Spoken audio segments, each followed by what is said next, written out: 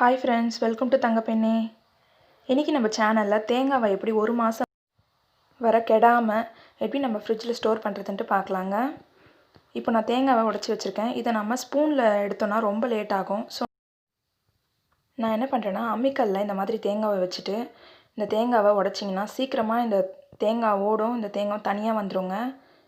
ரொம்ப ஈஸியாக இருக்கும், டைம் ரொம்ப சேவ் ஆகும். உங்கள்கிட்ட அம்மிக்கல் இல்லைனாலும் வேறு ஏதாச்சும் குழாங்கல் அந்த மாதிரி இருந்தால் ட்ரை பண்ணுங்கள். இல்லைனா உரல் இருந்தால் கூட அந்த உரலுடைய கல் இருக்கு இல்லைங்களா, அதில் நெசுக்குனா கூட ஈஸியாக வந்து தேங்காயும் ஓட தனியாக வந்துடுங்க. பாருங்கள் எவ்வளோ ஈஸியாக, ஒரு 2 நிமிஷம் கூட எடுக்காது. இது அழகாக இது வந்துட்டு பாருங்கள். இதே நம்ம ஸ்பூனில் எடுத்தால் ரொம்ப லேட் ஆகும். இந்த மாதிரி ட்ரை பண்ணி பாருங்கள், ரொம்ப ஈஸியாக இருக்குங்க. இப்போது இந்த தேங்காவை நான் எடுத்து வச்சுருக்கேன்.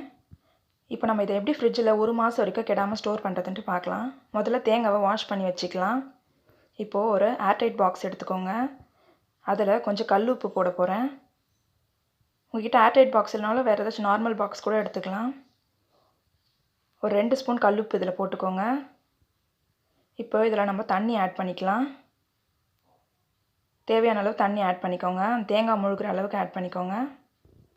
இப்போது நம்ம வாஷ் பண்ணி வச்சிருந்த தேங்காவெல்லாம் இதில் போட போகிறோம்.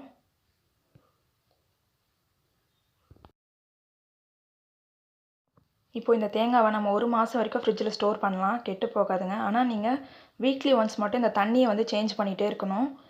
வாரத்துக்கு ஒரு முறை இந்த தண்ணி கீழே ஊற்றிட்டு மறுபடியும் உப்பு போட்டு புதுசாக தண்ணி ஊற்றி நீங்கள் மூடி வச்சிங்கன்னா உங்களுக்கு ஒரு மாதம் வரைக்கும் கெடாதுங்க.